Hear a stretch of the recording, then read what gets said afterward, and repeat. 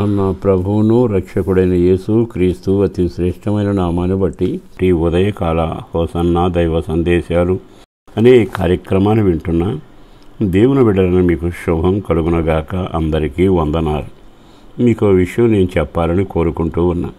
అది పరిశుద్ధ గ్రంథం చదువుతున్న వారందరికీ ప్రతి మాట జీవపు మాటగాను, చదివిన వారికి దీవెన, విన్నవారికి దీవెన, ఆచరించిన వారికి అద్భుతం. మీకు చెప్పాలనుకున్న మాట ఏమిటంటే, దేవుడు నీకు ఆధారంగా ఉన్నాడా? దేవుడు నీకు ఆధారం అయి ఉంటే అన్ని విషయాల్లో మేలు మనం అనుభవిస్తాం. ప్రతివానికి ఏదో ఒక ఆధారం ఉండాలిగా. పొలం ఉంది, మాకు ఆధారం. ఈ చేతి పని మా ఆధారం.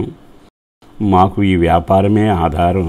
ఈ ఉద్యోగమేనండి మా కుటుంబానికి ఆధారం అంటూ మీరు చాలాసార్లు మాట్లాడుతుంటారుగా. మాట్లాడే వాళ్ళ మాటలు కూడా వింటుంటారుగా.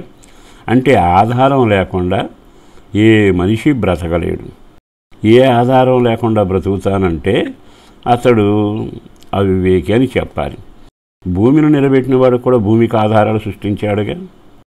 ప్రతి సంఘానికి ఒక ఆధారాన్ని నియమించాడుగా. అంటే ప్రతి విషయంలో ఆధారం లేకుండా ఆయన ఏ పని చేయలేం. ప్రతిదానికి ఒక ఆధారం కలుగు చేశాడు. ఆధారాన్ని ఆధారం చేసుకుని మనం ఎగబాకాలి. తెలుగులో సామెత చాలా తేటగా ఉంది. అండను చూసి కొండను ఎగబాకు అనే మాట. అంటే నీకు ఒక అండ దొరికితే పాకితే కొండ అయినా పైకి ఎక్కగలవు. అంటే ఆధారం లేకపోతే నువ్వు ప్రాగడానికి ఎదగడానికి ఆధారం లేదుగా. ఈ రోజున నీ ఆత్మీయ జీవితం, కుటుంబ జీవితంలో కూడా నిన్ను ఒక ఉన్నత స్థాయిలోకి దేవుడు తీసుకెళ్తాడు. నీవు ఆశించినట్టుగా పొందుతావు. నీకు ఆధారం ఏమిటి? ఓ దైవజనుడు తన పాటలు రాసి తన యొక్క సామెతల గ్రంథంలో చక్కని మాట పొందుపరిచాడు. సామెతల గ్రంథం 3వ అధ్యాయం 26వ వాక్యం. యెహోవా నీకు ఆధారమగును, యెహోవా నీకు ఆధారమగును, నీ కాలు చిక్కుబడకుండానట్లు ఆయన నిన్ను కాపాడును. ఈ మాట మీకు అర్థమైంది అనుకుంటున్నా. యెహోవా నీకు ఆధారమగును. ఆధారమైతే ఏమవుతుంది? 2 కార్యాలు జరుగుతాయి. ఒకటి, నీ కాలు ఎక్కడా చిక్కుబడదు. అంటే ఆధారమైన వాడు ఏం చేస్తాడు? నీ కాళ్ళకి ఎక్కడ చిక్కుబడుతుందో కనిపెడతాడు. ఏ తాళ చేతను ఆగిపోయి నడవలేక నిలబడిపోతావో చూస్తాడు. ఏ తాళ వలన అడుగు ముందుకు పడక నువ్వు వేదన పడుతున్నావో గమనిస్తున్నాడు. అంటే నీ జీవితంలో కాలుని చిక్కించుకునే సమస్యలు ఎక్కువగా ఉంటాయి. నీ నడకను సాగనివ్వని తాళ్ళు ఉంటాయి. ఓ రకంగా బంధకాల అయోమయం జీవితం ఉంటుంది. నేను సేవకుడిగా చెప్పగలిగిన మాట. చాలాసార్లు మీరు ఉన్నతంగా ఊహిస్తారు, నడవాలనుకుంటారు, మీ వల్ల కాదు. దానం చేద్దాం అనుకుంటారు, కానీ మీకు వీలు కాదు. కారణం ఏంటంటే మీ సమస్యలు అంతంత మాత్రంగానే ఉన్నాయి. అభివృద్ధి లేదు. కాళ్ళ నిండా వలబడినట్లుగా తాడు చిక్కుబడ్డాయి. అంటే ఇప్పుడు ఆయన ఏమంటాడంటే, నీ మనసులో ఆలోచన ప్రకారం నువ్వు వర్ధిల్లాలన్నా, ఇతరులకు సాయం చేయాలన్నా, యుద్ధం చేయాలన్నా, జయం పొందాలి అన్నా, అనేక విషయంలో ఒక గొప్ప దీవెనకర్తగా నీవు ఉండాలి అనుకుంటే, దానికి నీకు చిక్కుబడుతున్న కాళ్ళకు అడ్డం పడుతున్న వాటన్నిటినీ చూచి ఆయన తెంచుతాడట, వాటిని విడగొడతాడట.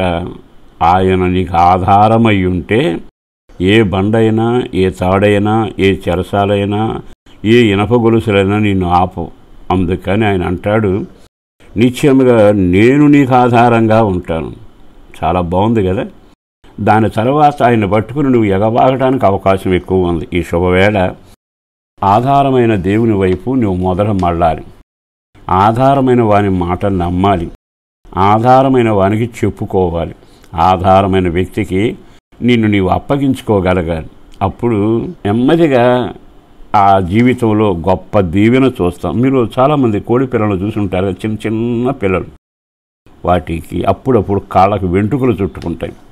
పాపం గిరగిరలాడిపోతాయి, నిలబడలేకపోతాయి, అడుగు ముందుకేయలేకపోతాయి. తనతో ఉన్న పిల్లలు పరిగెత్తుతాయి, తల్లి కేకేస్తూనే ఉంటుంది. కానీ ఆ కోడి పిల్లను చూస్తే జాలి అనిపిస్తుందిగా. మన వాళ్ళు ఏం చేస్తారు? నెమ్మదిగా కోడి పిల్లను తన చేతితో తీసుకుంటుంది, గడగడగలాడి రెక్కలు కొట్టుకుంటూనే ఉంటుంది. ఆ కాళ్ళకు చుట్టిన ఎంటుకలు ఒక్కొక్కటి తీసి విడదీసేశాక అది ఎంత స్వేచ్ఛగా పరిగెత్తుద్ది. ఈ రోజున అనేక సమస్యలు నీ కాళ్ళను పడుతున్నాయిగా.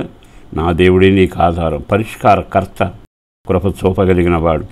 అట్టి దీవెనల చేత సమస్యల్లో చిక్కుబడకుండా దేవుడు మిమ్మల్ని అంతం వరకు దీవెనకరంగా నడిపించునగాక. పరిశుద్ధుడును ప్రేమాముడి నా ప్రభు వందనాలయ.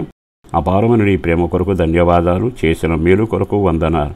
పిల్లల జీవితంలో అభివృద్ధికి ఆటంకం లేకుండా, చదువులకు ఆటంకం లేకుండా, ఆరోగ్యానికి ఆటంకం లేకుండా, రక్షణకు ఆటంకం లేకుండా అన్ని చిక్కు సమస్యలను పరిష్కరించి దీవెనకరంగా చేసి మీరు మహిమ పొందాలని అటు ఘనకార్యం చేసినందుకు వందనాలు చెల్లిస్తూ యేసు శక్తి కలిగిన నామాన్న ప్రార్థించి విన్నవించి రక్షణ భాగ్యం కొరకు, పెద్దల ఆరోగ్యం కొరకు, కుటుంబ శాంతి సమాధానాలతో వర్ధిల్లే కార్యం చేయమని యేసు పేరట వేడుచున్నాం తండ్రి. ఆమేన్.